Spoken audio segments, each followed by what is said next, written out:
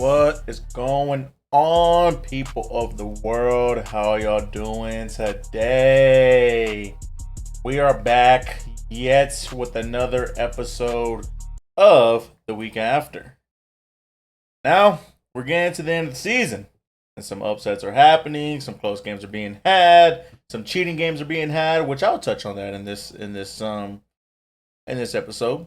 But I'm here none other than with Mr. Cameron Theory, Cam Parlay, as he calls himself, which is not true. I found that out this weekend. Nah, chill out. I found that out this weekend. Listen. The Camp hard Parlay way. was in full effect with last night's Monday Night Football game, which we won't go into, but it was almost in full effect, man. I almost cooked up. Almost is not good enough. People don't want an almost, okay?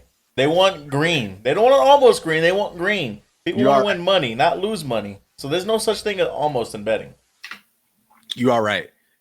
But we got a lot to talk about. I mean, we're getting towards the end of the. I wouldn't even say we're getting towards the end. We are at the end. Well, but I mean, we're about to get in this whole new, egg and cheese and all these baskets of everything we got, lined up with the playoffs. And hopefully for our audio listeners, I sound a little bit better. Shout out to Carlos, got a new setup, and then able to rearrange my desk a little bit, got the mic more in front of me, changed some settings. So hopefully I sound a lot more crisp and clear for you guys. But if you guys are new here, be sure to like, comment, subscribe, find us on the socials, and then make sure you're using Outlier Bet, the smarter betting tool. Cook you up some props, get paid and things like that. So got to shout out our guys at Outlier for powering the podcast. But yeah. Yes, sir. Yes, sir. Sorry, take a swig of my water. It's all good. Let's see what we have in store today. Team reviews. Oh, wow. Baylor's on this. Y'all know Steve made this shit. Baylor's on it.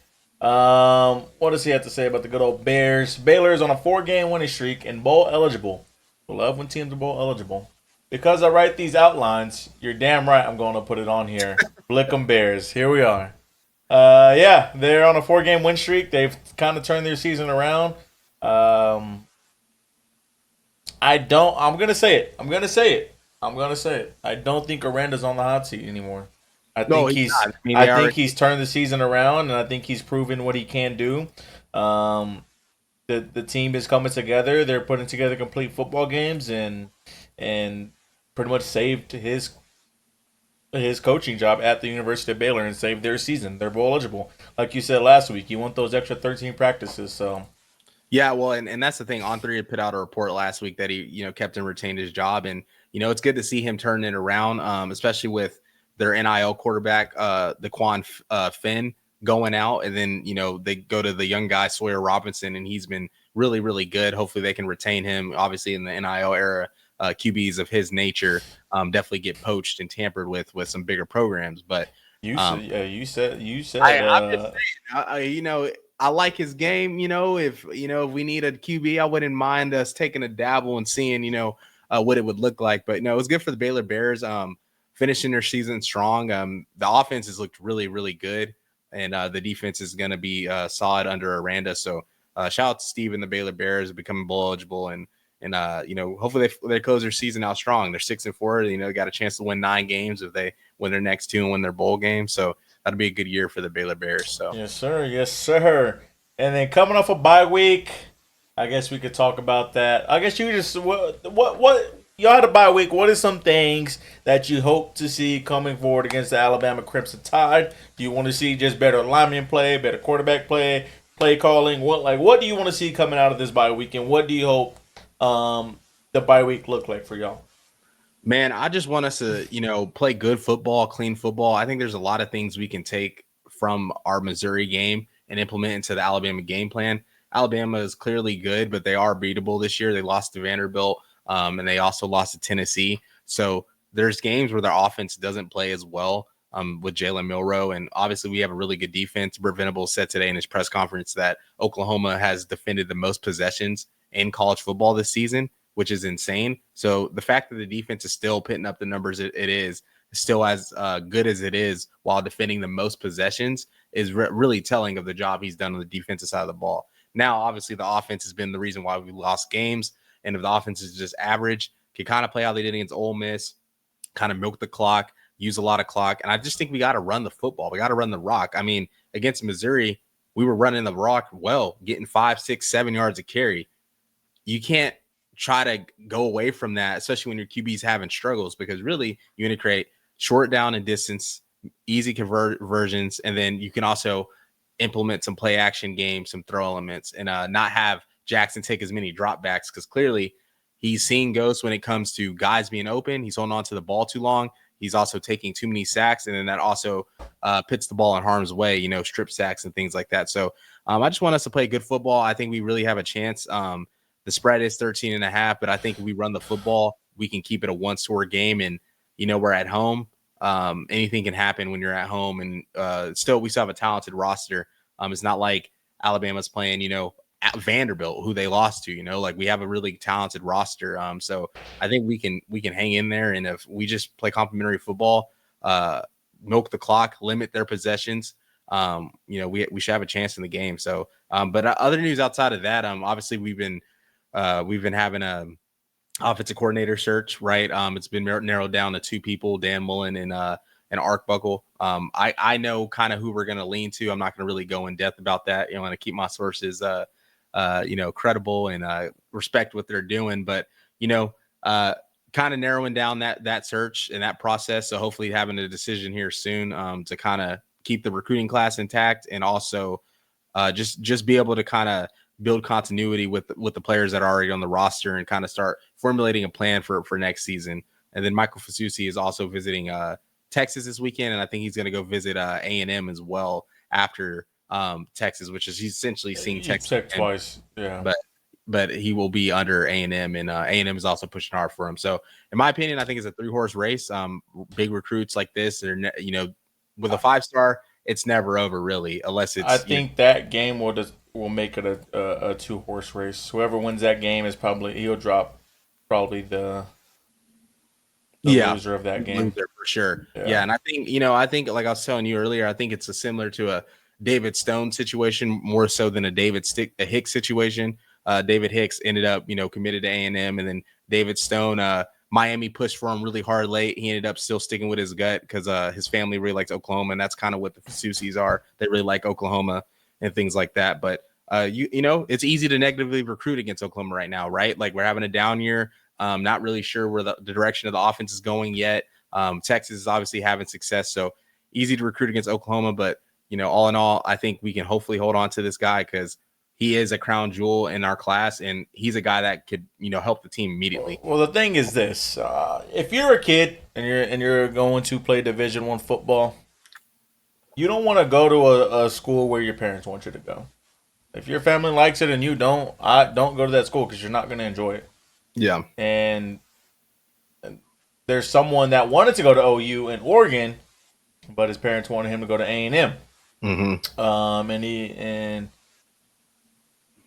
he wishes he went somewhere else, but it's kind of stuck. wanted his family wanted him close. But I feel like at the end of the day, like if you're that good of a player, go where you want to play. Like, Yeah, and at this level, you're gonna if you're good, like it doesn't really. I mean, it matters where you go, but like if you're just productive, like you're gonna get drafted in the first round. Like we see guys that literally play on losing teams for 3 or 4 seasons and still go in the first round. So like that's not going to determine where you're going to end up at, Yeah.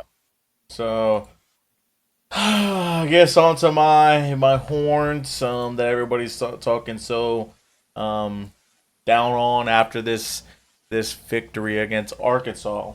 Mm-hmm. I don't get it, man. I mean, I don't understand it. People are saying, I guess, we don't look great against Arkansas and blah blah blah. But people are saying Tennessee looks great, but they lost to Arkansas. At Arkansas, we played at Arkansas and beat Arkansas. Yeah, that doesn't make sense. Yeah, I mean, unfortunately, I watched some highlights, but I didn't get to watch the game because Cam and I had other obligations to attend to. So I didn't really get to see it. But people were talking about Quinn and the offense and all this and that. Look, at the end of the day, we're 9-1. What is there to complain about? We're 9-1. We're winning games. Sure, it wasn't a comfortable win, but we don't have the best history against them in that stadium. We don't. The last time we won that stadium, I think was '04. Vince Young, and he had the same stat. He had very identical stat line as Quinn. Very identical. Let me see something here. So if you're taking an '04 team, which was a great team, didn't win the Natty, but a great team. Um, if you're taking that, I don't think I'm gonna find it. I don't. I didn't save it. So you need that YouTube or that Twitter blue where you can put them in folders. And yeah, I didn't save it. But if like '04 team was a great team, a lot of things to be excited about. We're a great team. It's hard to play there. They hate us. They want us to lose more than anything when they play us. So I don't understand why people are saying how bad we are. You know? Yeah, I think I it's don't just. I don't get it. I think it's just there's the people just like to generate talking points because shout out to Dev, that boy Ryan report. Well, Quinn also had three or four good games in a row, like lights out games. Yeah, And he has this. I mean, dude, it's not easy to play there when it's us. They hate us. Like if you saw us walking, anytime somebody from Texas walked out, the whole stadium booed. mm-hmm. Like that just shows you the type of like the cheerleaders got booed. That just tells you the type of environment like we're going in. It's a hostile environment.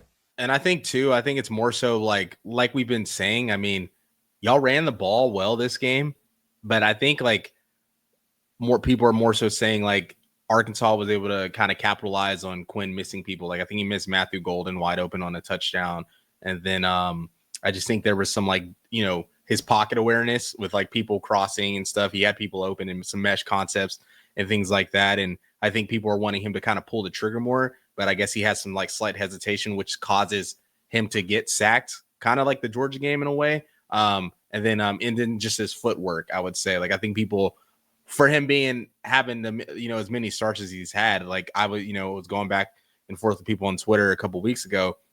I was like, he has over 30 starts, so like the little things like that, like footwork, things like that, that should be a lot cleaner, especially the talent he is, the coaching he's getting. And then also just being a high caliber NFL prospect. So you feel like the kind of those things would be a little bit cleaner. So I think that's why a lot of people are like quick to kind of just say he's not going to be the guy to lead you to the promised land. But there's so many people in Texas fans that are contradicting themselves. Like there's Texas fans that are saying, hey, this guy's not going to win us a national title. He's not good enough. But thank you, Quinn, for getting us out of our hole and getting us to playing as a championship caliber program that we expect to be taking us to the playoff last year. Taking you to the playoff last year, winning your first Big 12 titles in 15 years. Like that stuff does matter. And I feel like that has to hold weight. And yeah, Texas' schedule isn't as difficult as it's been made out to be, but he's winning the games he needs to win. He's not losing. And y'all are 9-1, like you said earlier. And at the end of the day, that's not our fault, No. Like, and it's like unfortunate as it is, you have to play the people in front of you. Going into the season or going into 2 years ago, like these teams look great. Like, oh, we're playing Florida. We get to play Florida. Oh, we're playing Georgia. We're playing Michigan. We're playing A&M. These teams are supposed to be like high caliber teams, and unfortunately, they're just not good. Now, I mean, obviously A&M and Georgia are, but like for Michigan and Florida, like that's not our fault. They're down. I mean, you put them in front of us and we beat them. Like I don't know what more. Like I mean, yeah, it sucks, but I don't know. Like you said, he's beating the teams he's supposed to beat. We're winning the way we're supposed to win against these teams. That's when you know. Like I'll say it again. That's when you know you're a good team. If you can, I mean, there's other teams struggling. Oregon just struggled against Wisconsin. Who else they just struggled against? Who they played this past weekend? Was it Wisconsin? No. Yeah, Oregon struggled against Wisconsin, but every championship caliber team is going to have a sleepy game like that, a game they're going to struggle in, a game where what they're good at gets taken away. But the Bama struggled against South Florida.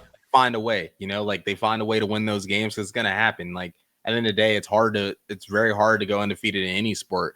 And especially now in college football when there's so many teams that have more parity with the depth, with the portal, like these 2s and 3s that would stick around at a Texas, Alabama, Ohio State, whatever, and wait till their junior senior to play, they're leaving after a freshman year, going to a school like, I don't know, Wisconsin, that might not be at the caliber of those teams and able to contribute there. And, it just makes it harder. So, it's tough. You got to be able to win the games. You got to be able to take care of business. Anytime you win on the road is impressive. I think Texas has won like 10 straight road games outright. We're the only team in the SEC who has an undefeated road.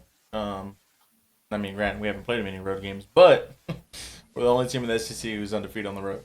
Yeah, and it's like that it's hard to win on the road, especially in the SEC. Like every team outside of Vanderbilt, and now that Vanderbilt's kind of good, maybe their atmosphere is a little better, but every single team outside of Vanderbilt has passionate fan bases. It's loud. They're going to make it very hard to play there. So, especially against a team like Arkansas, who is a good team. I mean, it was 13-7 going into the fourth quarter. It felt like at one point that Texas was in danger of losing that game, right? When it came to Arkansas's ability to kind of create and get stops. Obviously, their offense wasn't doing much. Y'all's No, defense, and that's the other thing is like our defense. Like, would you say they're the number 5 team in the nation, number 2 in the SEC, yeah, offensively? yes, Arkansas, yes, And we held them to what, 200 total 50 yards? yeah, 250 total yards. That's not that weird. yeah. I don't get what I mean. I don't get it, man. Wrong game. Thought I clicked on our game. I don't think it's showing up, Carlos, on the thing. Yeah. Look, see, this is why we have Cam around, man. It's not because of his knowledge of football. It's because he helps us on the back end of stuff. That's why.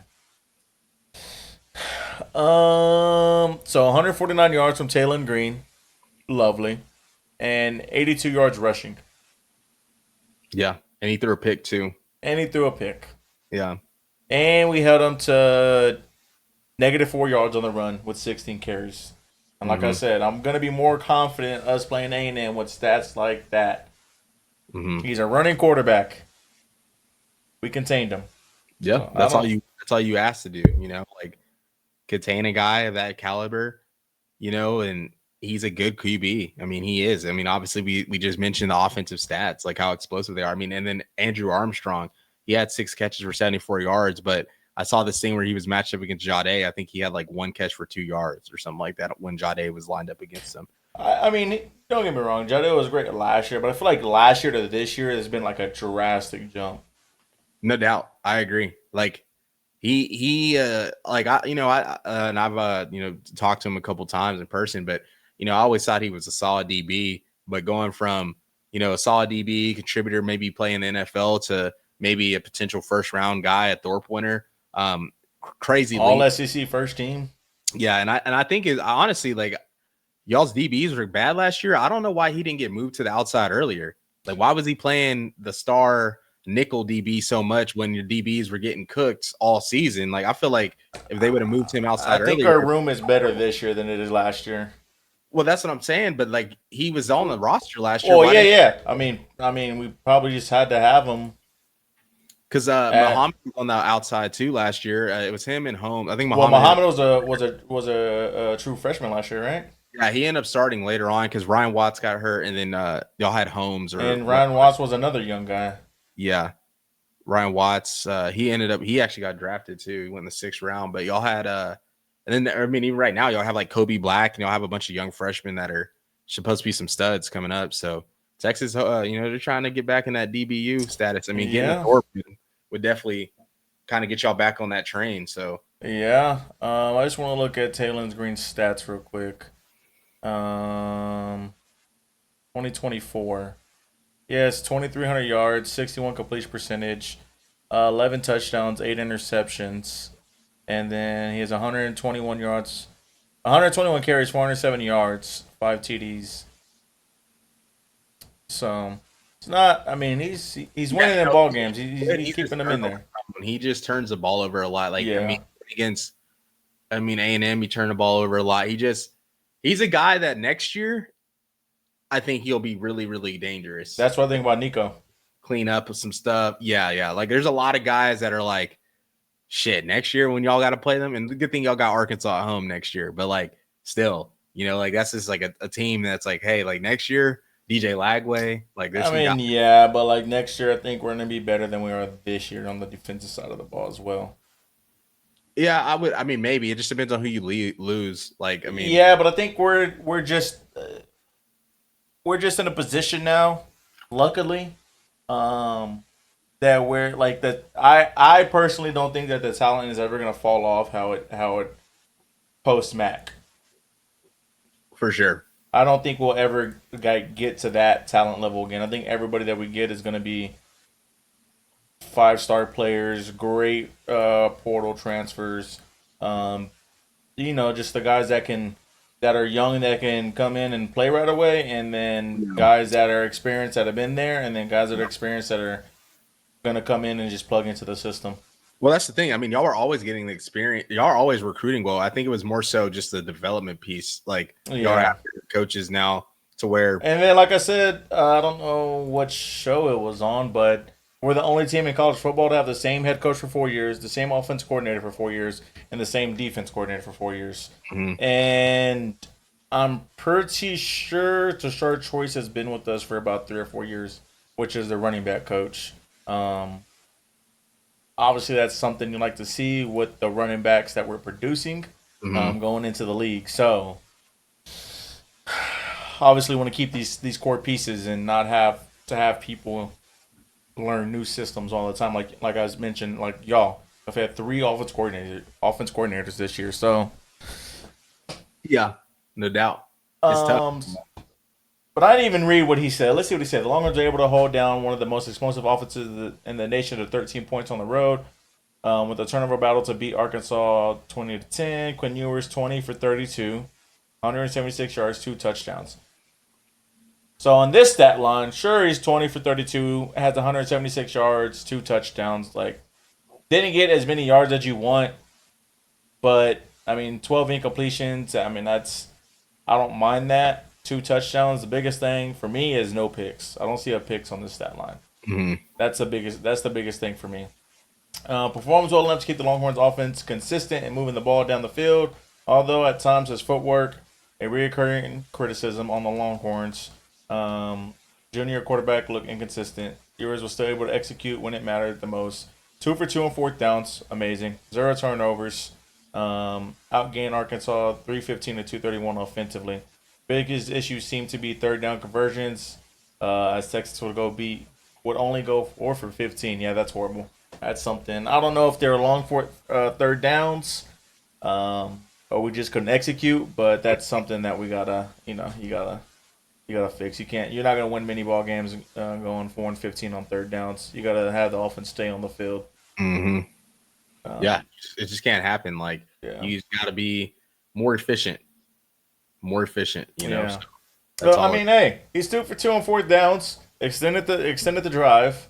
Mhm. 12 incompletions. That's not too bad. I mean, I'm gonna take that. Yes, you'll like to see the yards up with that many throws. Oh well, didn't happen. 2 touchdowns and no picks. Yeah, The internal biggest football. the biggest thing is his footwork, which I've criticized, and I'll probably continue to criticize. His feet are lazy, but I think he has a Spencer Rattler problem in a different way. I think he probably just depends on his arm too much, since he knows he has a strong arm. I think he thinks his arm can get away with it, so he doesn't have to have great footwork. As in with Spencer, he had a great arm and he'll just try to squeeze shit in because he Yeah, thought he this had it. decision making was just like, Yeah, yeah, not there. yeah. So I think that's that's what it is. Um, but hey, 9-1 going into next week. Got Kentucky at home. Senior day for however many we have. Don't think it's many, but senior day for them. Hopefully we finish out DKR with a dub. And then we got A&M. So, which I don't know if you saw today. I think I sent it to you. The what's his name? I don't know. I don't know. I don't know why every time we do these shows, I can never think of names. You gotta be down, man. Uh, Turn- uh, the coach at A&M, Mike Elko. Like Elko. At his press conference today, they asked him basically, Yeah. is your team like looking ahead and playing Texas, or is the locker room like focused on Auburn? He wanted Mhm. his little spiel, and he was like, "Yeah, we're like locked in and dialed in on Texas. I mean Auburn." something along those lines. But he said Texas, I mean Auburn, and then like continue to talk. But they got to watch out because it's not an easy place to play over there, especially at night. So It's not. Yeah, I mean, hey, you got to focus what's on in what's front of ahead you? of you until you get to that. I mean, I know it's a high profile game. If anyone's saying they're not, like anybody, Texas players, coaches, A&M players, coaches, them saying like it's not on their mind is lying. Like, yes, you got to take care of what's in front of you, but regardless of the mentality you have, there's just so many stakes relying on that game. You're going to be playing out for recruits. You're going to be playing for rights and ownership of the state of Texas and the SEC. You're going to be playing for bragging rights. I mean, think about it like this: A&M, for example, they've been in the SEC for 14 years, haven't ever played for a conference title. What would you rather do? Your biggest thing you would want to do is prevent Texas from playing in that, so they can't say first year we go in the SEC, we go to the SEC championship, while y'all were in it for 14 years and didn't even make it once. You know, there's so many factors that are going to Mm-hmm. make this game just cinema. And I know we'll touch on it next week because it'll be next week. But I'm excited. Yeah. Sorry, I was just doing something real quick. Yeah. I mean, you got to focus on what's in front of you. I mean, I could be completely wrong, but I'm gonna go on and say that we're not focused on A&M. We're focused on Kentucky. I Yeah, think just with the group of guys that we have and hearing them talk all year, I think they're a team that's like dedicated and locked in and like focused on what's in front of you, and like they're not worried about what happened last week or what's happening the week after. They're focused on what's happening in the current week and staying in the zone. yeah. I mean, you got to be like that. You do. I mean, as a championship team, it's just very easy to get too high, too low. So Yep. it'll So be fun. look in the rear view. What happened this week? Let's see here. Oregon survives and overcomes their third fourth quarter scare of the season. See, third fourth quarter scare. Yeah, but that's a little drastic. A lot of the other Well, two have. one was Ohio State. Yeah, I don't count that a fourth quarter scare. There were 7 lead changes in that game. Well, I'm just saying that if he's counting that, I'm just saying one's Ohio State, I think one's he's counting Wisconsin. Idaho and Boise State. He's Who? probably counting the Idaho and Boise State, the first 2 games of the year. Hmm. So Because that'd that be four. Yeah. So those no, four. it'd be 3. You No. can't Well, count. I'm It's not going a to fourth quarter say scare. that he's counting Ohio State. That's what I'm telling you. I'm saying Yeah. he's probably counting Ohio State. Regardless if he counts or not, that's what he's counting. So he's gonna go Ohio How State, do you know he's counting? Idaho. What other game is there?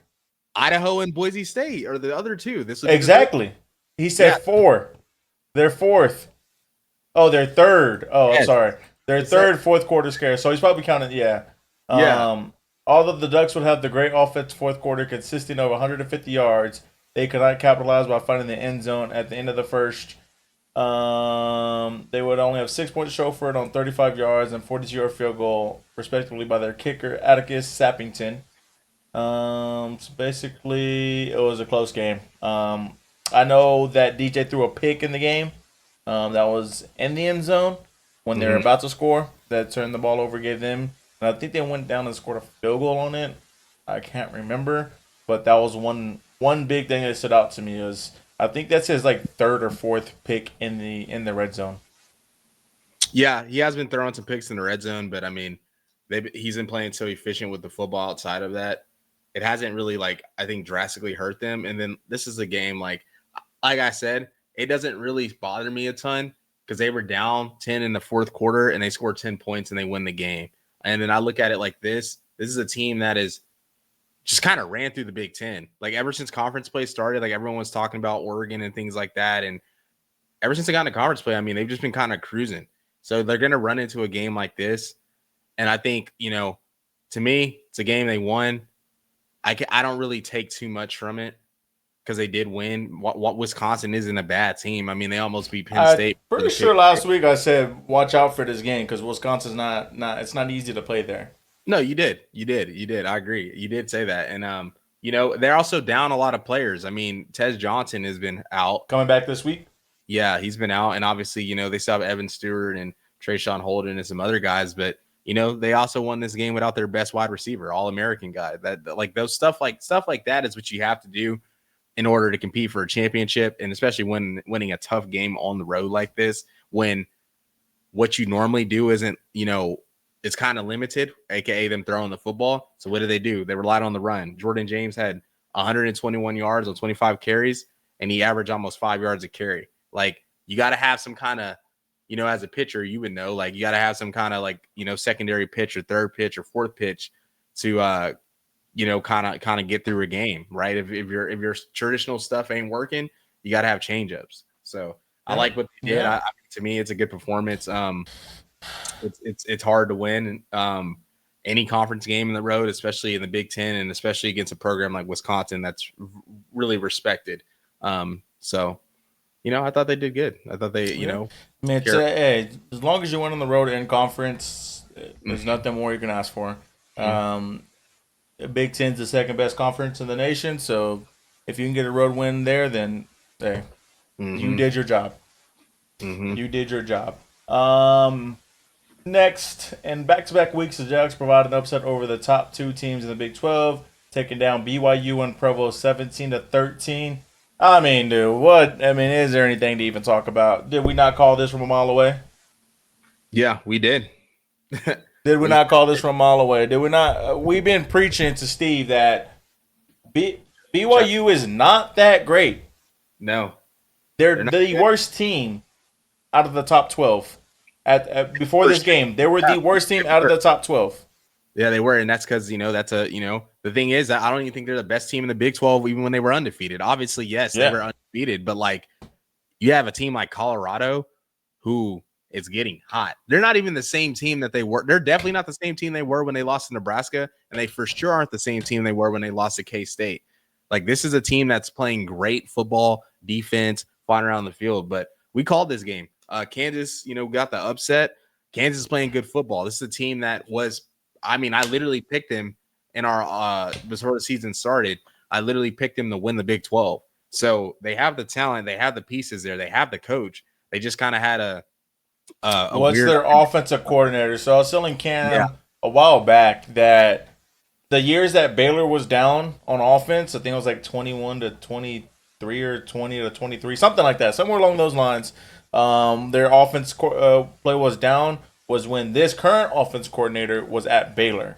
So if you've been watching Kansas this year, you can see that their offensive play calling has not been the greatest.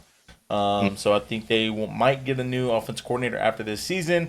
They got a great team. I'm hoping they continue to get great players because it's just cool to see, like, you think of Kansas, you think of a basketball school. You don't think of them being a football team. So I think it'll be cool to see them continue to get, like, good players and, like, being in the hunt of the Big 12, especially with the new stadium they're building. So, yeah, no, I mean, it's Kansas is a team that they, like we were saying, like BYU just their QB play, Retzlaff isn't awful, but he's just not like elite. And then everyone else in the team, like, there's no one on that team that like screams playoff caliber team. Yeah, they've had great wins, but I also think it's a president of the teams that they were supposed to play kind of being down. I mean, they played Utah. They should have lost to Utah. They didn't even have Cam Rising. Alan Bowman's one of the worst quarterbacks in the country, and they barely beat Oklahoma State at home. Like, they were due to get clips, and I mean, and we'll preview it next week, or not next week, this week on 54 yards. But they play Arizona State this weekend, and that's a good Arizona State team. They're going out to Tempe. And I'm pretty sure they got to win to get a bowl game too. They're Arizona State's 8-2. Oh, are they? Oh, yeah, that's right. So they're actually the underdog in that game. So that shows you, like, right there. I mean, even in this game, that Kansas game, I think what's the line, like 4.5 or something like that for this game. Yeah, I remember it wasn't crazy. It tells you somewhere. Yeah, probably not now. Right here. It's 2.5. Yeah, so it was essentially a pick 'em, and that right there tells you, like, a 3-6 Kansas team was essentially a pick 'em with the number 6 team in the country. That shows you just like, home? That just shows you how like BYU isn't as good as their ranking says. They just been winning and teams have been losing. So that's why they were ranked high, and right now, I think after them losing this, literally the Big 12 only is going to have one team make the playoff. I mean, I think it was going to have one team regardless. Um, I thought there would have been a chance maybe if BYU went undefeated and then they lost to Colorado in the conference title, they could have two, but it's not looking like that's going to happen. And I think BYU again, they're going to lose this weekend. Probably. I don't even know if Big 12 is going to be a 4 seed. Yeah, no, you got a good point. I don't even know if whoever wins will be a 4 seed. And then the way they're winning, like I think I could see them pitting them as a 4 seed if they win and they're just continue to do what they're doing. They're dominant. But well, they're close-ish for the most part. So I'm just gonna look at this real quick. This is not the official. Make sure to donate, Cam. Make sure to donate. So what we got? Boise State at 12, which they just won. So they won. They moved up a spot. They have Colorado at 16. Colorado has Kansas and somebody else that's bad. Kansas and they play. It's somebody else that's bad. They play No, they just played Utah. They play. It's somebody that's bad. No, Oklahoma State. But it's a losable game though. I mean, 0-7 in conference, 3-7 overall. I don't know how losable that is. Bro, it's still Gundy. Like I don't. It is losable. They're at home, senior day. Yeah. So hey, you know that what senior day stadium's gonna be bumping probably. So it's gonna be interesting. It's 16 and 12. Who do they have left? Oh, they got some tough. Bro, Colorado State. They play Colorado State. That's the last game of the season, right? They play in the Mountain West Championship if they continue to both win. I was looking at it earlier. They play at Wyoming. Yeah, Oregon State isn't good either. And versus Oregon State.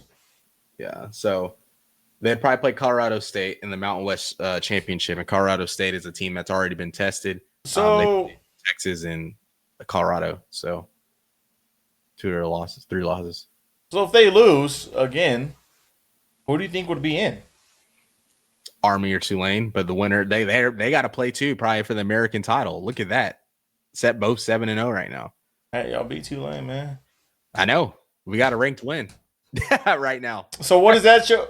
I mean, that's literally how it's counted. No, I know. Because I was gonna say, what does that tell you versus the group of 5 teams coming in? They lost to a team like Oklahoma, not in a bad way, just the way y'all are this year. But I was gonna be like, well, it was at the beginning of the season, so not what they were now. Like they were way different. Like now they're insane, but like Jackson Arnold still threw a pick 6 in that game. I mean, but Tulane is good, and that's a good football team. I mean, that should be K-State too. So I mean, I know, but I'm saying, okay, they lost to K-State and they lost to y'all. Two teams that aren't in the college football playoff, or K-State's decent, but y'all are just having a down year this year.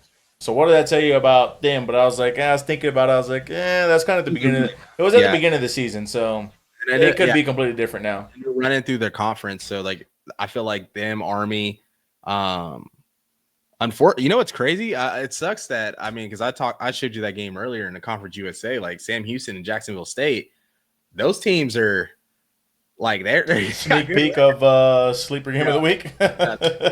Bro, that's a damn championship game over there. But turn your gain up a little bit, but can finish your sentence, but also turn your gain up a little bit. You said up? Yeah. Okay, so just keep breaking out, but all good. We're learning as we go. Yeah, I mean that's what are they? Where they at? Jacksonville State's 6-0. West Kentucky's 5-1.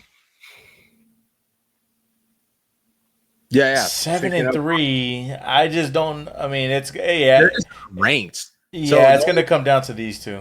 They might get ranked this week, but I doubt it. But I mean, if they do, then it's gonna. The team that really shot themselves in the foot is Washington State. They did, yeah. I wanted them to go. They really shot themselves in the foot. Kind of don't actually. Why? But, no, just because you want their quarterback. Um, Their OC, quarterback, you know what I'm the saying? whole 10 yards. Yeah, I want them to get implemented in fast, man. You don't need to be in no playoffs. Come over here to the big boys. So I think it is going to come down to this game if they do drop a game, but they're 7-3 as well. That kind of sucks. They lost to us. Who else they lose to? Colorado. That's a bad loss. I was gonna say they have good losses, but that's a bad loss. Yeah, it's not great. No, because if you lose to Colorado and lose to us, that's understandable. But the other team, not so much. Yeah. So if they do, if Boise State does lose, it might get interesting. And they were down. What was it 14-0 this past weekend? They came back to win. Yeah, I mean, it's getting tough, man. Like their games they've been close lately. No, I mean they won by 2019 this week, 20. But they were down 14-0. I'm pretty sure. Yeah, No, they're down 7-0 then when it was 14-14. Never yeah. mind, that's what it was. It was 14-14. Um, yeah, no, it's going to be interesting to say the least. But the thing that helps Boise out is they have a Heisman contender on their team. So just when it comes to voters and committee and stuff, they're gonna be like, if there's anything close, I guarantee you they're like, well, they have Genty, so like they should be ranked higher. Like Yeah, that's how they decide stuff. I'm sure. yeah. So back to it. Kansas and Colorado this week could determine a lot if Colorado does lose. Um, Also, if they do win and win out, are they going to be a 4 seed or not? So, Yeah. back to what we are talking about.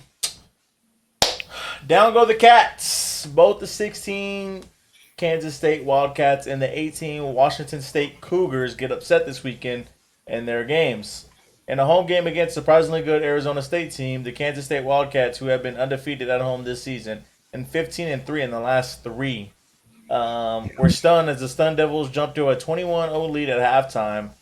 A second half comeback attempt by the Wildcats will ultimately go nowhere, and they would only score once in the third and once in the fourth quarter to make a 24-14 loss.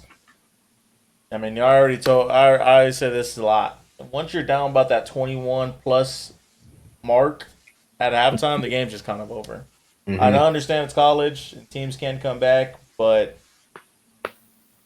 it's not it's not easy. And then the morale of the team just down. Like you just look at the scoreboard, like we're losing 21-0. Like we suck.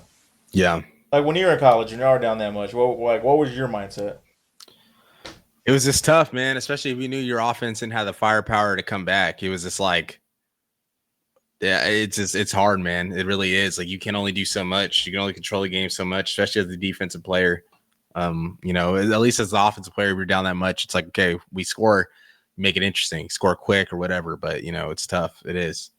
So Yeah, so I mean, it was weird for me because yes, they were ranked and good, but I never viewed Kansas State as a good team. This is just me. I never thought they were a good. that's actually insane. This is just me.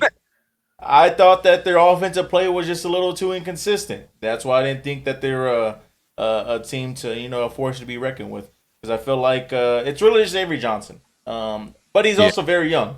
Not because they suck. He's just young. Jackson and Nico, yeah, same age. So that's what it was for me. There's just the quarterback play was too inconsistent, and that's why I didn't think they were a very scary team. Going back to back losses at Houston. Well, honestly, the loss that is like the Houston loss is a bad loss. Like losing to Arizona State and BYU, it's like okay, those are teams in the top half of the conference. Yeah, Houston, like that's not a good loss. Yeah. Yeah. So that's why I never thought they were a great team. They really should have lost to Tulane, but yeah, I never really thought that they were a team that was like scary to play. Agreed. Yeah, I would agree on that. But yeah, I'm not surprised that they lost. Next, the Washington State Cougars, on the other hand, had an explosive opening to their game against the New Mexico Lobos. After taking in, we know what Lobos means in English. No. Come on, man. I thought you were Dominican. Anyways, continue. Oh, okay. After taking an early 28-14 lead at the end of the second quarter against the Lobos, the Cougars would fall completely flat in the third quarter, scoring 0 points and putting four consecutive drives or punting on four consecutive drives. Sheesh. This would allow New Mexico to take off in the second half, scoring 17 unanswered points and running all over the Cougars' defense before Washington State would finally come back to score their only points in the second half. A Mm-hmm. 37-yard pass to Kyle Williams. However, with the New Mexico being on a roll offensively by this point, they would drive the ball down the field with 3:12 remaining and score of a yard scramble by their quarterback Devin Gapier. Final score 38-35, really close game. Which the thing that stood out to me was where is it? Punting on four consecutive drives. When you look at this offense, you wouldn't think that they're going to punt on four consecutive drives, especially with the way the quarterback has been playing. Yeah, I mean, he put up 400 yards of total offense. I looked at the box score because, discussing the Discord, we're over here watching Washington State games and whatnot. So, um, I mean, I don't know what happened. I wish I really would have watched the game, but like, look at his stat line: 375, 4 tubs, no picks. Then he ran for what did he run for? So I was looking at the time possession because that kind of tells you a lot too. Yeah, then he ran for 65 yards, 1 TD. He had 5 total TDs, over 400 yards of total offense. So the offense seems to not. They had a receiver go for 181, bro. So like, and 3 touchdowns. So I'm gonna say this. oh my goodness, I'm gonna say that they held the ball on that. 28 carries, 193 yards, 13 carries, 108 yards. bro, I'm gonna say that's the reason why they lost this game. They being able to run the ball like that. the other back had 6 for 48. Yeah. Yeah, I mean, they were okay. That's what it was. They were toting the ball, but it just sounded like defenses were just both bad, and New Mexico had the last Turnover drive. battle is the same. One fumble, one fumble. This is what it sounds like right there. It's like both defenses were bad. New Mexico had 1 extra possession, and that was the outcome because they only won by 3. Both offenses put up a shitload of yards. So, yeah, I mean, dang, that game was probably good, entertaining to watch. That was that Pac-12 after dark game right there. Sure, but that was a tough loss for Washington State. Obviously, their offense is lethal. That would have been a fun team to see in the playoffs. Yeah, just because they got a fun offense, Yeah. QB, a QB that is kind of under the radar. He's a Davey O'Brien finalist right now, but he's definitely under the radar as opposed to kind of the Cam Wars, the Dylan Gabriels, the Quins of the world. So, Hey, pronounce that Russian one carry 2 yards. Pronounce that name for me. Soljay Mava Peters. He's definitely like No, no, Polynesian. no. Washington State. Which one? The fourth quarter. Oh, Jujovinsky, Skleenbaker, Baker, Schleichenbaker. Schlackenbaker, So, whatever his name.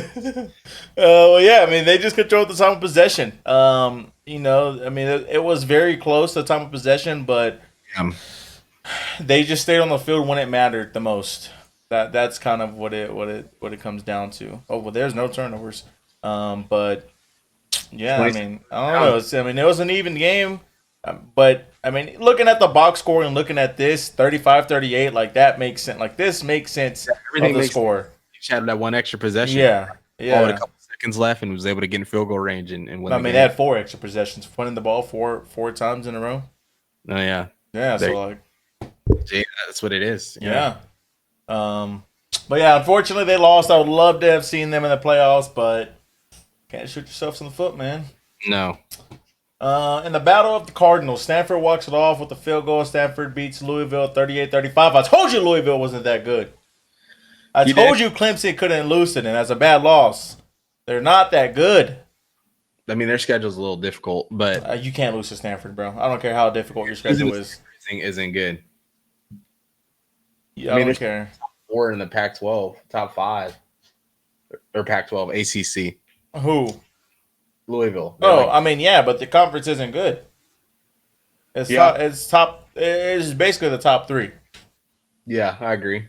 It, um, It's like the Big 12. It's the same it's thing. not even. I don't even know, man. No, it's very similar. Like it's like the Big I was gonna 12. say it's not even the top three, but like, It's like you got a couple teams at the top three that are good, and then everyone else has beat each other. if you look at the top three, SMU number one, Clemson number two, Miami number three.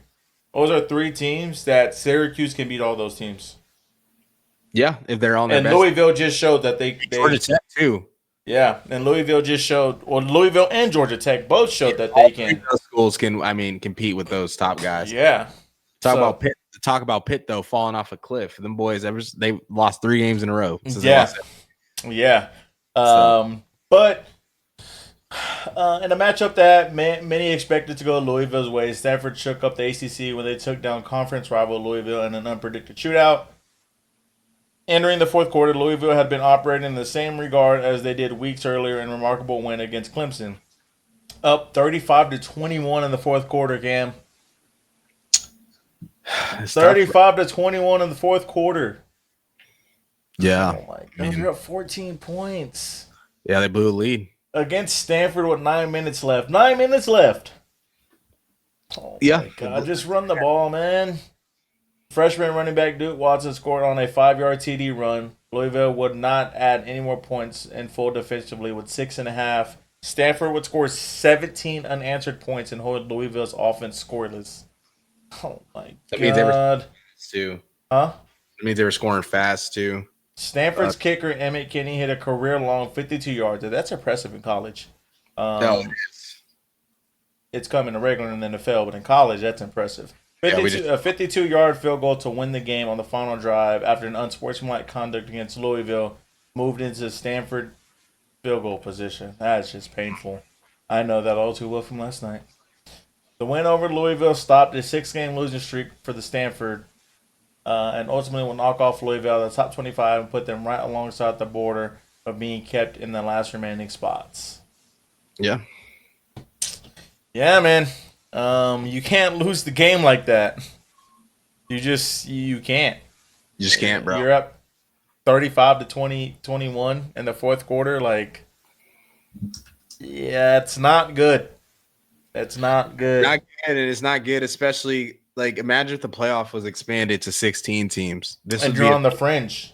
yeah, Like, you this would have be to win. on the fringe, competing for that spot, that 16th spot, right? Like that's just not, you just can't lose those games. You got to beat the teams that you're supposed to beat. So that's a tough loss for them. And 26, 39, 270, one touchdown, one pick. Can't turn the ball over. They threw a pick. I mean, if you look at the box score, it's about even.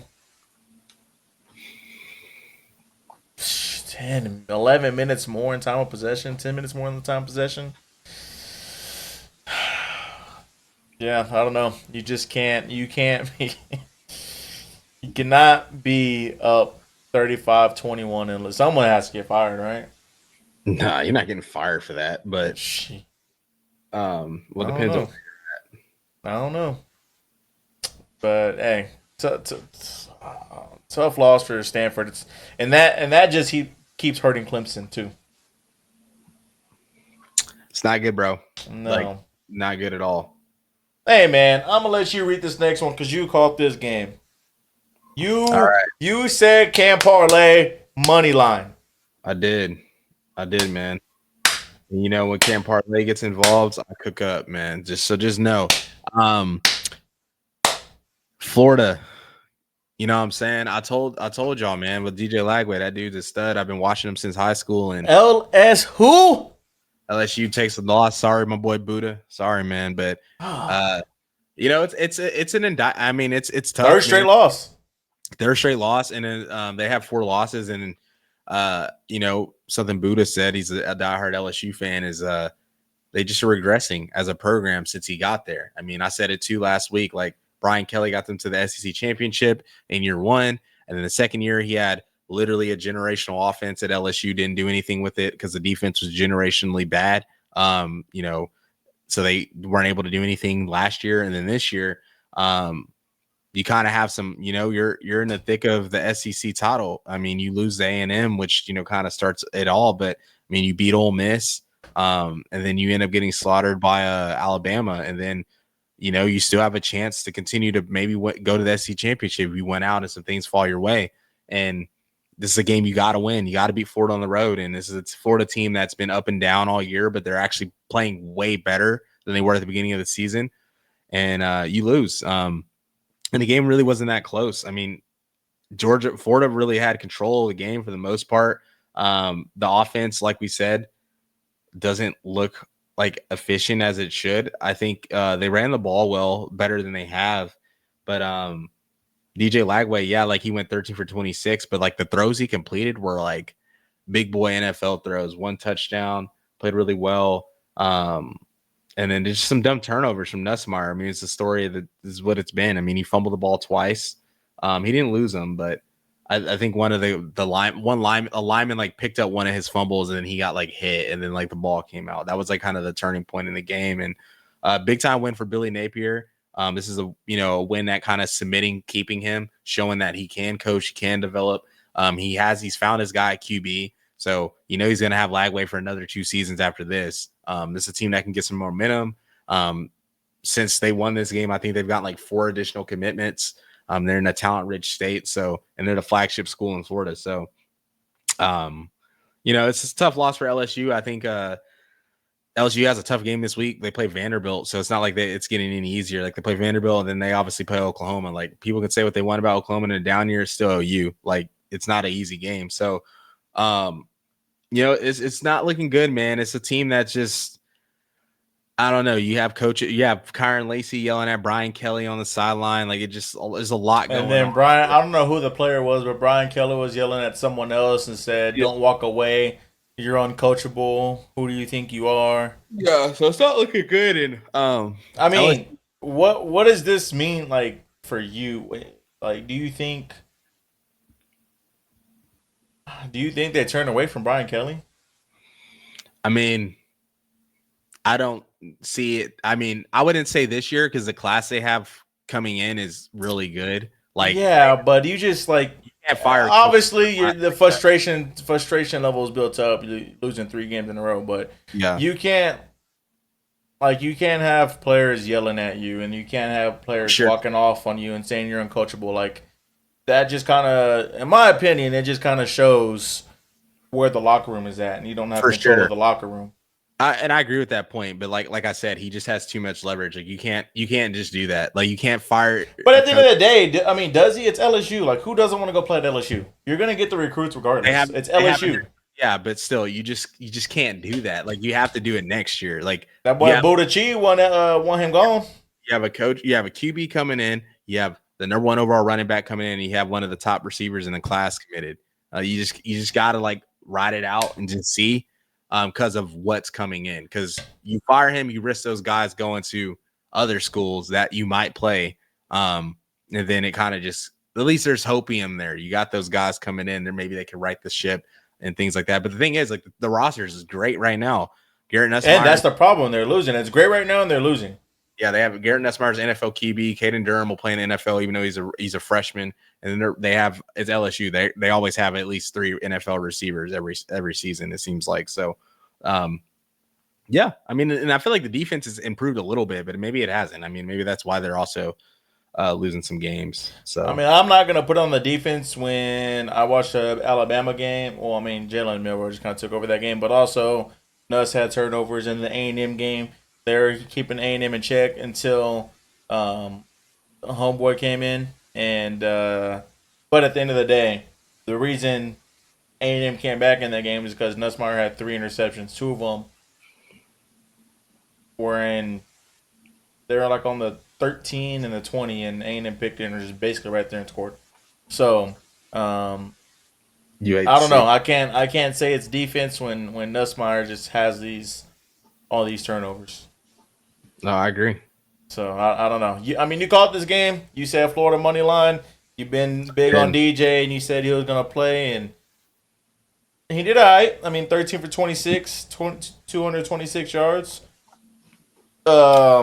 Elijah Badger went off. He just came back off injury too. 6 catches, 131 yards. Mm-hmm. So, I mean, hey, they did their thing. I don't think Florida's as bad as people thought they're going to be. I think next year they're going to be dangerous and not fun to play against. And we got to Nah, go there. the Lagway more confident. They're recruiting at a We great. got to go there. Yeah, no, it's actually I'm low key trying to go to that game next year. Really? Yeah, I mean, I think you'll be in um who we're playing, but you'll be in ND in 2028. ND. Yeah, Notre Dame. Oh, yeah. I mean, but I'm thinking, I mean, we'll see. I mean, hey, I just feel like it's a great venue, a swamp. That's like an ideal destination in college football. Cat's family. I'm talking to them. They might go, so I might go with Yeah. them. But yeah, no, you got this game. It's horrible for LSU. 3 losses in a row. Mm. You kind of controlled your own destiny for the most part. You played A&M for the top spot in the SEC. You were winning majority of the game. Yeah, Came out flat, lost. Played Bama at home, prime time. Got the break speed off you. Then you come into here on the road against Florida, a team that's down and hasn't been playing well this year. And Billy's been taking a lot of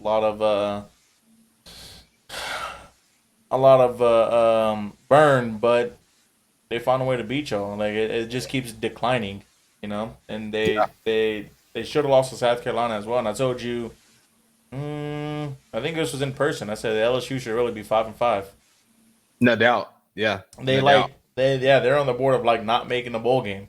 Yeah, So, yeah, no doubt. I mean, because who they play you're us. at Vanderbilt? I mean, against Vanderbilt, and you We said can like lose that's the not an next two easy. games. Like if And they then okay, I'll tell you this: if they lose to Vanderbilt and us, he's getting fired. If they lose 6 or 5 straight I games, don't see them losing to y'all. I do. Like you always say it. Like you always say, you just got to show me. That offense just has to show me. Yeah, but That like offense has to show me something. we can stop them and their defense. I mean, it showed you. I mean, we had them. We had more yards than Georgia did on Ole Miss. Yeah, but then what happened in the next game?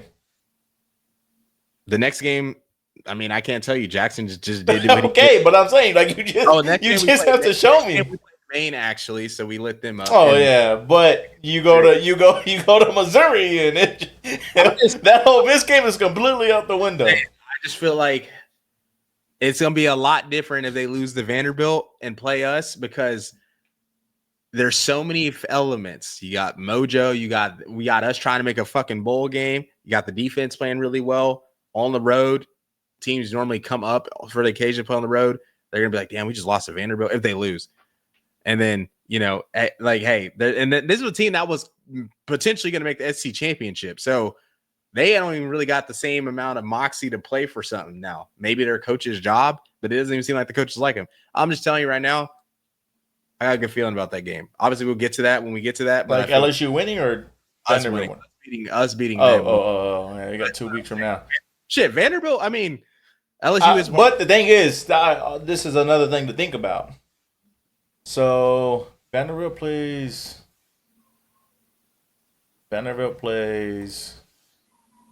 LSU and Tennessee. Okay, Mm-hmm. Diego Pavia. This is his last season of college football, and he wanted to play another one. Yeah, he's finna go crazy, bro. So he might go nuclear just because this is it for him. And he's already beat Bama. I mean, shit, he almost beat Texas. He played good against. I mean, he beat Auburn on the road. Yeah, but this game was a lot. Yeah, that score is just not. It counts. Like, yeah, for sure. But yeah. Well, anyways.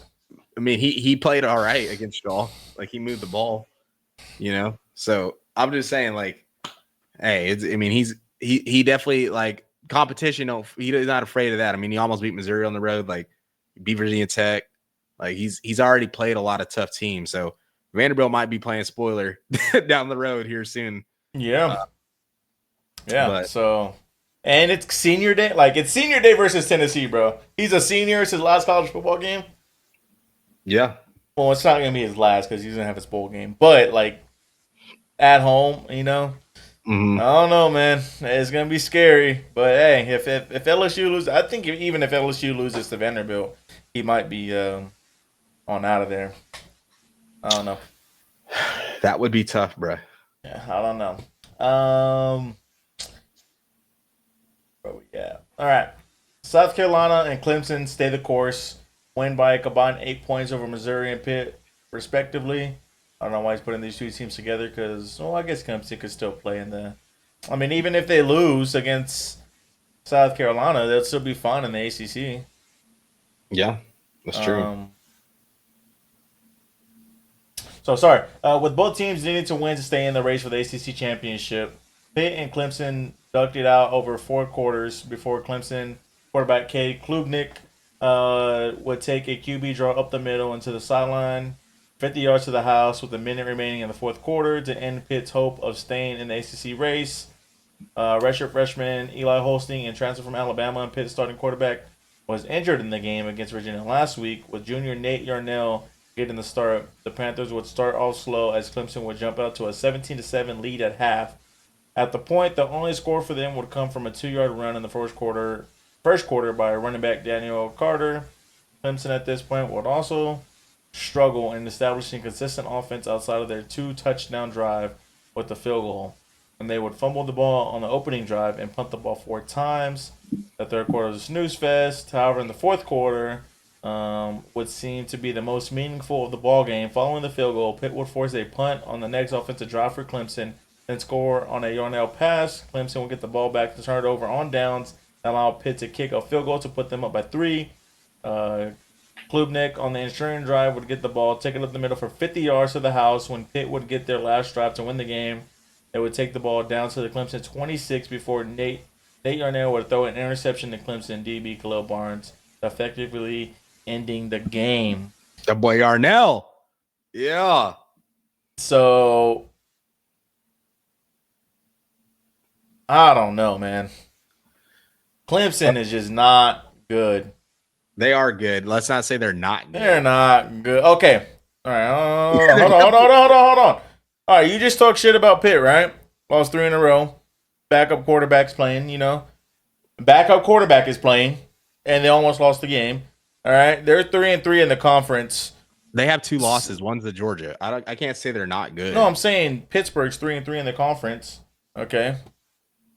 You lost to Louisville, who's bad. You lost to Georgia, was horrible, but this game was close until the fourth quarter against Virginia. Okay, regardless, you can't every game is so different, and you got to look. Yes, but all right, we're talking about them having a chance and getting a spot for the playoffs for winning the ACC. They're literally almost you can't have close games like this and expect to make the ACC championship. You're literally hurting yourself. Now they got lucky because they played at Citadel and then South Carolina, so they have the ACC championship on lock. Close game against Vanderbilt, they had, and then y'all had a close game against Arkansas. But we're in a completely different situation. They need to win. I'm not saying we don't need to win, but they cannot lose. I know, but they're winning though. Yes, but they're going against scares like this. You can't have scares like this. Is what I'm saying. You have to win your games convincingly. For one, to try to even get in the top 12. For two, to just keep your hope of the ACC championship.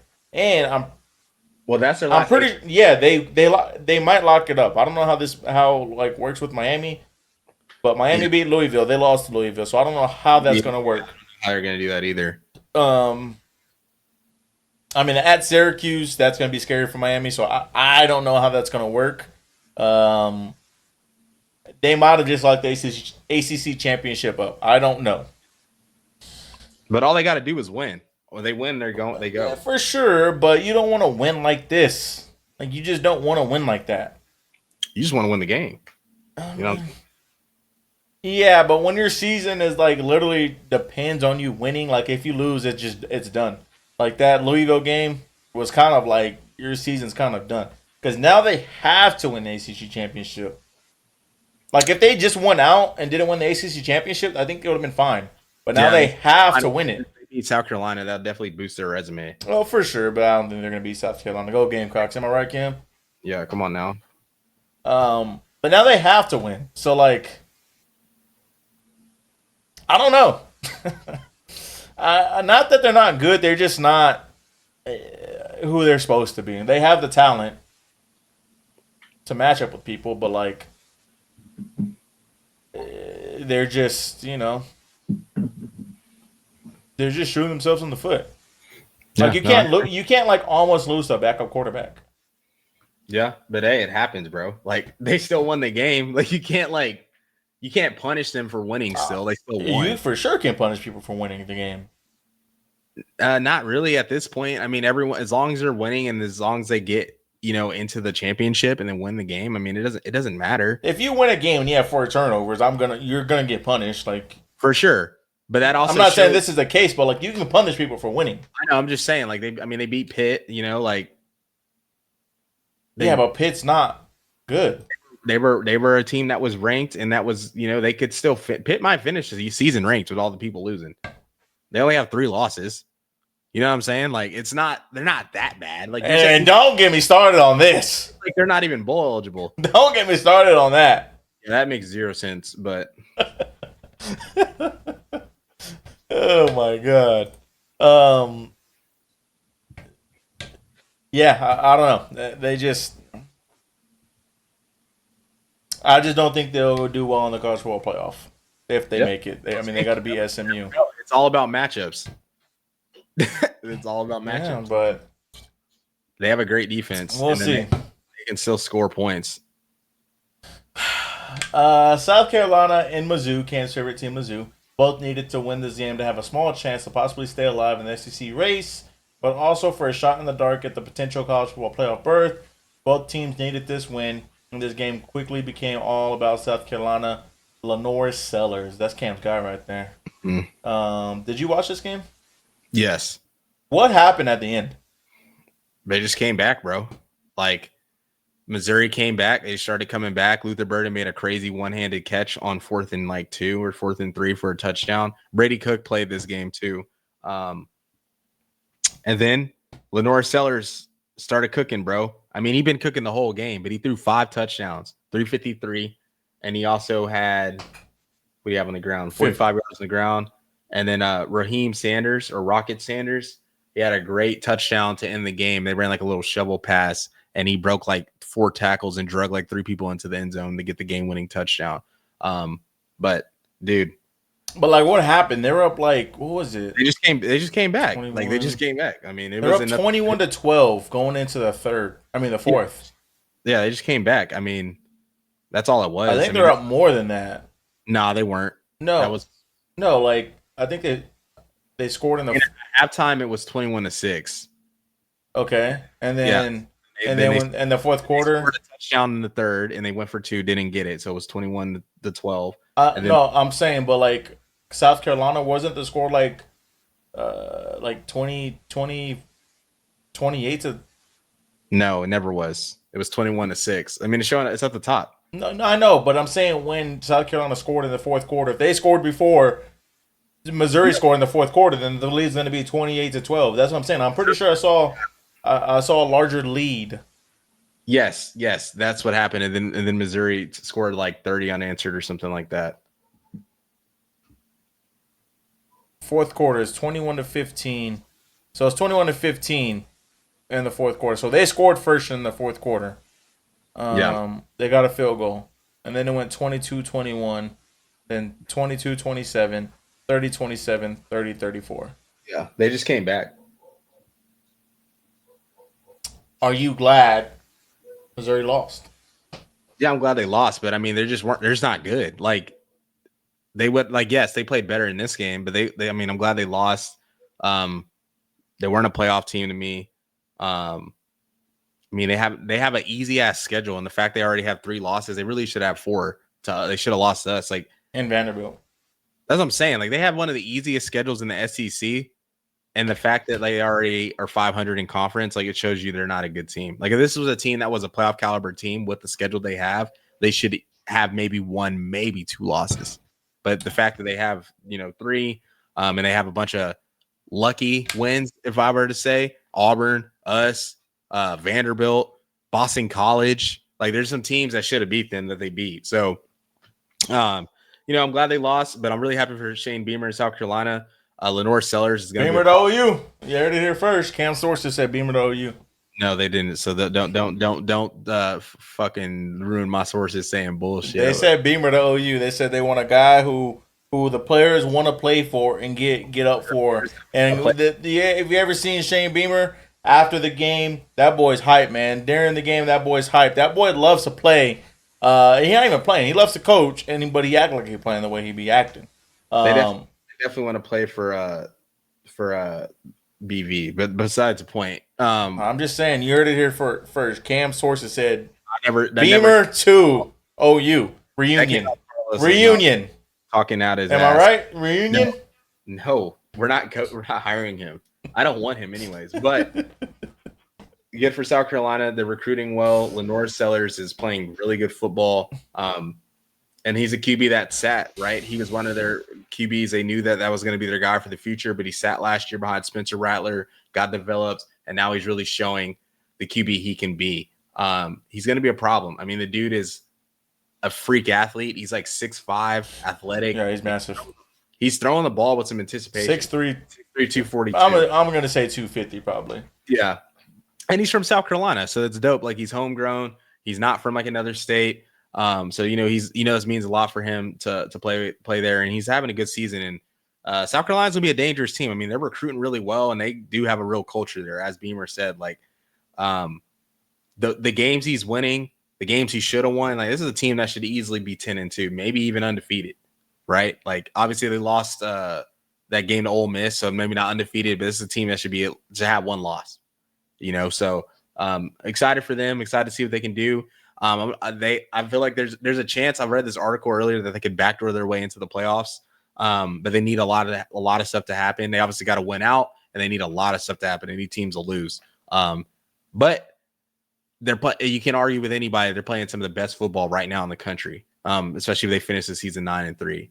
As hot as they are, the teams they're beating, the way they've lost to some teams that are playoff contenders, and everyone that watches football knows that they should have beat LSU, especially seeing LSU fall off a cliff the way they have. And they didn't have Lenore Sellers for the second half of that game. Would you like to see these numbers up and this down? Well, I guess just these numbers up, I should say. He's been hurt, I don't really – it doesn't really bother me a lot. I don't really think they are a pass-heavy offense like that. I think they just, they play like very balanced football. So I don't really mind that. I think the turnovers are good too. They're low, like they're 5. You know what I mean? And he adds a dynamic to his legs, and he's just been hurt. So I think for what he is in his age, I think that's good stats. Like, he'll probably finish the season with around 22 to 2,500 passing yards. I feel like that's solid for. I mean, he didn't even start against one team. He got hurt for the second half against LSU, and then he didn't even start against someone they played. Or Toledo, or one of those MAC schools they played with Robbie Ashford started. So, last but not least, the game that I said I was going to get into at the beginning of this podcast: Georgia Bulldogs versus Tennessee Volunteers. Yeah. Did you watch this game? I did. Was there some cheating going on or what? No. Are you sure? Yeah, there's bad calls on both sides, bro. Like, I said, you see the amount of bad calls that Tennessee that didn't go in their favor. On the one play, it was, I don't know what down it was. I think it was 3rd and 5. And Carson Beck stumbled back. I mean, that's not why they lost the game. No. But it was just stuff like that happened twice. That didn't call it. The kickoff in the back of the end zone went out of bounds. You put the ball in the 40. There's 40 seconds left. It's college football. A lot can happen in 40 seconds. Yeah. Lot. I mean, that face mask call that they had when the guy didn't even pull his face mask, and it clearly showed it in the replay, that added an extra 15 yards on the ball. And on that big return Tennessee had at the beginning of the game, there was a clear block in the back. Like, there was a bunch of missed calls, is all I'm saying. Like, everything's over fabricated because you hate Georgia. So no, I don't hate Georgia. Let's get you hate them. It's fine. No, not Georgia. Who do I hate? Not Georgia. You hate a great coach. He's a Kirby great coach. Smart. I hate Kirby Smart. No, he's not. Stetson won him the championships. Stop. Stetson won him the championships. Has any other quarterback won him a championship? Bro, he went without him. Did he win it? Stetson's not why they won the championship. Did he win it? Yes or no? bro. They had Brock Yes Bowers. or no? Just stop saying that, 'cause that's not true. They had Brock Bowers. They had great defensive players. Lad McConkey. When they went, they had a great If he team. was as good as you say, he would be starting in the NFL, and he's He not. has some personal stuff going on, man. He's not good. Regardless, I think he got sick, like severely sick, like Well, life or death sick. He's just not it, bro. It's fine. So he's not it because he got severely sick. He just isn't good. Like, he's just not good. Like, anyone knows he's not good, bro. He won two natties. Yeah, not one, but two. The roster is good. It's Georgia, and Kirby Smart is. There's other rosters that have been great and they didn't win. They're not like Georgia. I'm just saying. Okay. No other quarterback has won him a championship. Regardless, he's a great coach, and Just saying. Carson Beck. Shout out Stetson Bennett, man. This Carson Beck that showed up. If this Carson Beck shows up in the playoffs, nobody can beat Georgia in the country, because he's been playing bad majority of the season, and the games they've lost is because he's played bad, and the O-line's also played bad and some things like that. But Mike Bobo, Carson Beck, they showed up. Yeah, but this one, hold on. How was this a catch? How did he catch this? When I was watching, I said, huh? It's a catch. I know it's a catch, but how the hell did he catch it? Shit, he's just a dog, man. I don't know. Oh, But that's what I was trying to say. But the thing is with Tennessee, I mean, they had a great start, but the thing is with Tennessee, they have a good defense, but that offense is what we've always said. Yeah. They have a good offense, but when you play teams with the same caliber athletes or better, they struggle because the offense is gimmicky. They showed it against Oklahoma early in the season, and then other teams. Teams that have those same caliber athletes can shut the offense down because it's so dependent on things being right. You split the guys out wide, you run the football. So this is the thing. Everybody's talking about Quinn, right? How come nobody's talking about Nico? Nico literally has the same exact same age. What the fuck? But you want to nitpick at him. Close. They're 20. He's 20 for 33, 167 yards and 5-1. He's still no matter what. He's still a high recruit. Nico has 10 starts. He's still a high recruit. He's still a 5-star recruit. What was he, number 3? Not the same at all. Anyways, I don't like this is the thing. 20 completions, 167 yards. So it's either A, all they run is short stuff, or B, they don't get any yards after the catch. And that's not Nico's fault, or it could be Nico's fault because of the stuff that they run. But that's the biggest thing is there's no yards after catch, or everything they just run is just short. And I don't know if that's because they don't trust Nico or if that's just how they want to run the offense. I don't know. But they definitely trust Nico because he definitely pushes the ball down the field. They just couldn't complete it in this game. And if you look at the other games, when he gets like more yards, it's because of that 1 or 2 deep ball down the field. Everything else would be looking like this. But he is a young guy. That's what I'm saying. Like he is young. That's right. He's gonna be a problem next year. But this is the issue: is 20 completions, 167 yards. Like they just gotta. Like I said, I don't know if it's just because the players aren't making stuff happen after the catch, or if everything's just a 5-yard curl, or and it's not like it's his gimmick. It's the offense. Like if you play against a team like Georgia, Texas, Oklahoma, Bama, Ohio State, teams with those similar athletes, you can't really. This offense was designed for a team like Baylor to be able to move the football, but when you play better competition, it doesn't work how it's supposed to because it's very like dependent on something. Like if one thing has to work for you to like the run game has to work for the pass game to open up, and vice versa. It's not like strictly. But their run game does work. Dylan Sampson's a dog. Yeah, it does work, but I'm just saying like that's not enough to beat Georgia. Like you got to be able to push the rock. You know what I mean? Like that's how I look at it. It's like they weren't able to do that, and something I really like that Georgia did is their usage of the tight ends. London Humphreys, Dominic Levitt, Oscar Delp, Ben Uzarek. That's 4 tight ends with 50 yards each. And then you look at the averages, 21, 19.7, 14, 10.2. They're getting the tight ends the ball and chunk plays, and they're really using their personnel. And I was just watching the game, and I was like, man, every time Georgia runs a play, they got another big-ass tight end on the field.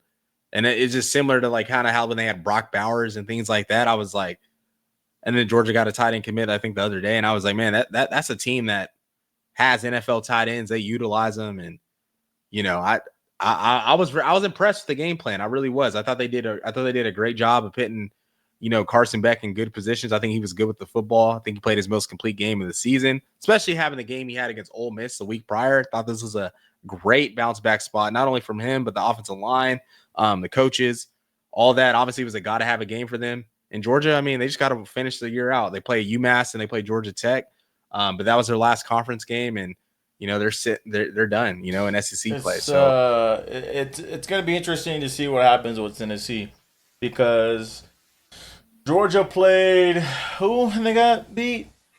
Georgia It's lost Ole to Miss, Bama. Ole Miss, and they dropped from 3 to 12. All right, Yeah, they just played. Tennessee just played Georgia, was ranked 12th. Like, how far are they gonna drop now? You probably know, to switch. maybe, but it like they dropped Georgia all those spots. Like, what's gonna prevent them from dropping them all those spots? I don't think they should be outside. I think they should be in the playoffs. Me personally, but with They're with will the be. committee, you just don't know.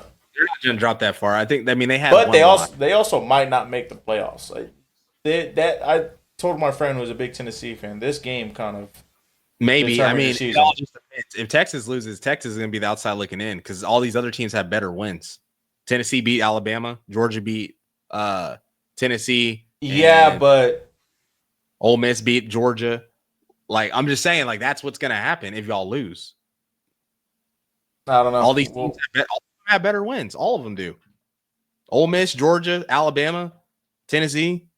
All of those I'm talking about specifically with A&M. I don't. Oh, A&M regardless. I think even if they'd have to win the SEC championship, I think to go. Yeah, I don't know. It'll be interesting. I don't see how we would not make it, but I mean they do have better wins. Be the outside, I think, We'll see. Um, because you would have no way to if you don't play for the SEC championship, Texas would have no way to validate being like having that win against. so if you're saying even if we do make the SEC championship, you're saying if we make it, no. Y'all win. Y'all are in. Okay. Win or lose. But if you lose A&M, y'all, I don't think y'all go. I sent my. I'll pull it up real quick, but this was interesting.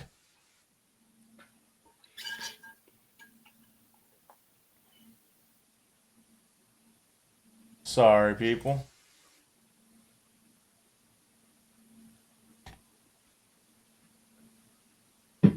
Lane Kiffin revealed some coaches don't want to play in the SEC championship due to college football playoff.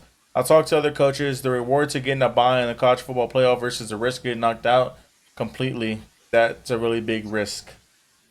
Yeah, I mean, I've seen people say that.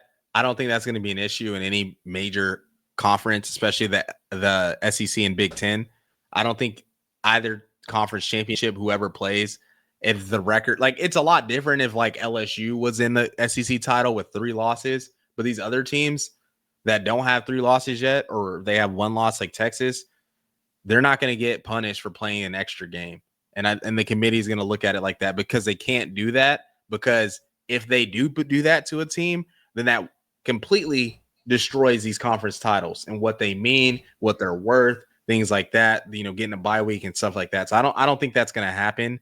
I think whoever goes to the SC title, both teams are in, and I think that's when you look at the other 2 to 3 teams that would make it from the SEC, and then I think that's when you would start seeing more arguments and things like that amongst those teams and deciding who's going to go. So I think that's now the only thing I do agree with that on is maybe not the risk of missing the playoff completely, but the risk of injuries, things like that. You might feel better as a Georgia, making the playoff now, not making the SC title game, getting some guys healthy because they've had some injuries and kind of things like that. That might be more in favor.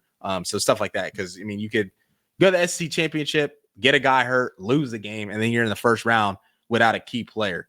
So I feel like there's all kind of scenarios to it. Getting a bye is huge. I mean, you already automatically advance. You also get to prep, get guys back. So, I mean, I feel like it's still good to keep the conference title games. But, I mean, it's an interesting take. I just don't think it's going to matter in the Big Ten and SEC, though. Who do you think makes it? Oh, shit. To the title?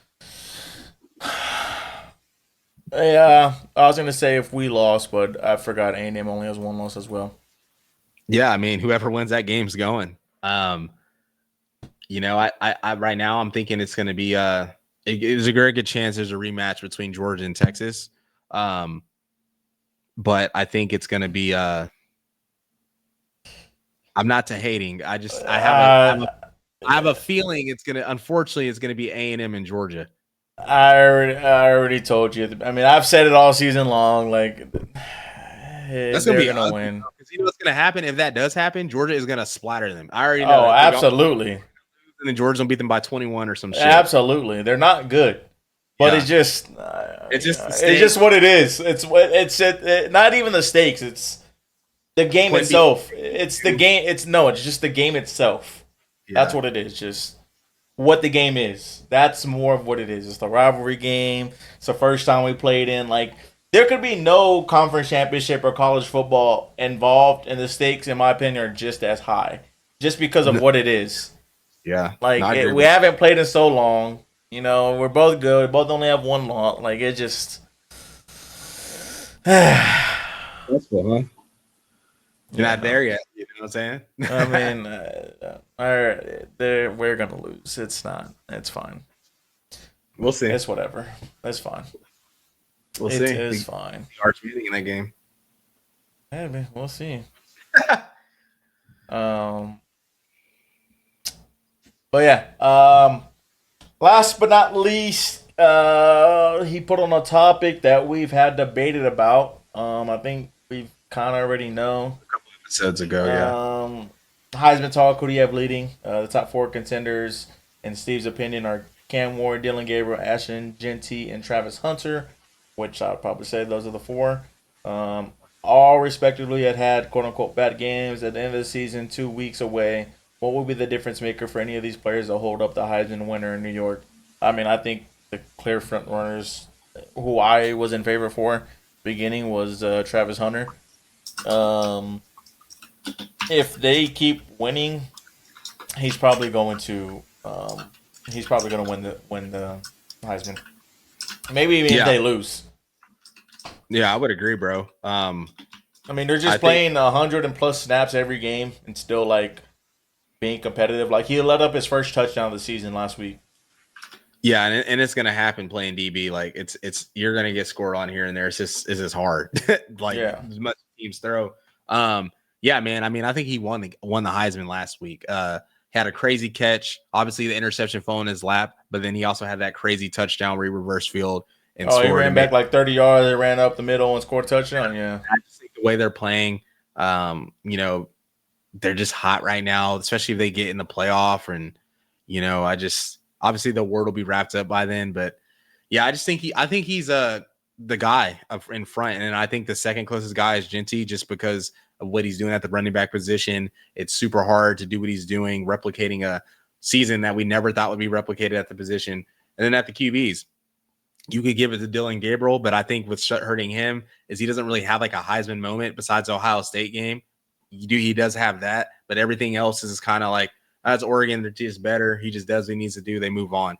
Cam Ward, he's been Plenty of playing Heisman moments. Heisman moments and playing good all season, but you also have to look at like his team and like who they lost to, losing to Georgia Tech. It just the way they lost, like I don't know, just stuff like that. So I personally think Travis Hunter the award should go to the best player in the country.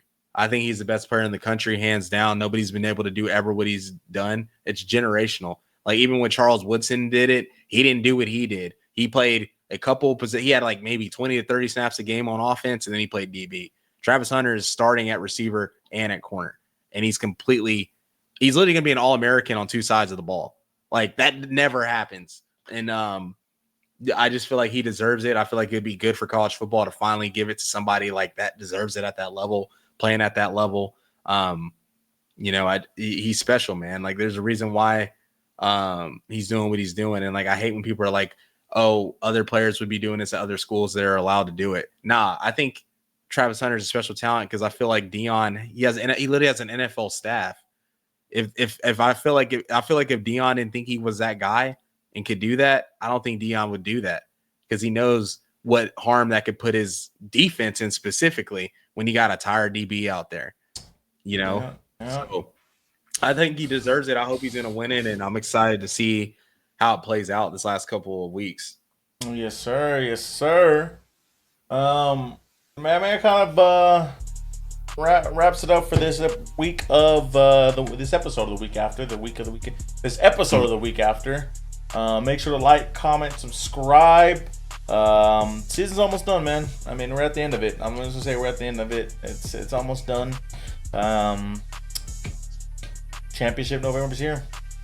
We're already at the end of November. Crazy to think about. Bro, we're in the Thanksgiving next week. Thanksgiving next week. Christmas around the corner. New Year's about to start. All you know, we'll be doing our signing day podcasts and all kind of other shows and stuff. So it's crazy how fast season's going on. And then, we'll get into some more NFL content once college football wraps up. So yes, sir. Yes, sir. But that'll do it from your boy Los and Cam. We'll catch you guys next time. Hook 'em. Boomer.